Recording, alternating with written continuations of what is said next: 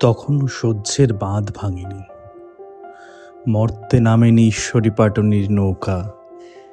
অন্নপূর্ণার অন্নদান সমাপ্তির আগেই ফুল ফুটল অপরাজিতার। ঝড় এসেছিল সেদিন খুব, কালবৈশাখী আর শিলাবৃষ্টির মাঝে কোথাও যেন বাঁচিয়ে রেখেছিল অপরাজিতা তার প্রথম অঙ্কুরটিকে। কিন্তু বাদ সাধলেন দিবাকর। গাছ থেকে ফুল ঝরে পড়ল মনুষ্যত্বের হাতে, নষ্ট হাতির হিংস্র উষ্ণতায় বাঁচতে ভুলে লড়তে শিখল সদ্যজাতা অপরাজিতা। ভেবেছিল প্রস্তর মূর্তি বুঝি আশ্রয় দাতা, সর্বশক্তির আধার।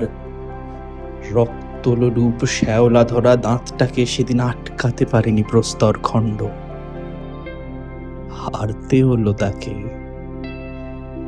পাপড়ি ছেঁড়া নগ্ন শরীর লুটিয়ে পড়ল আরো অজস্র মৃত ফুলের মাঝে। সেদিন রাতে হঠাৎ আগুন লাগে জঙ্গলে। দাবানলে পুড়ে ছারখার হয়ে গেছিল অপরাজিতার গাছটি।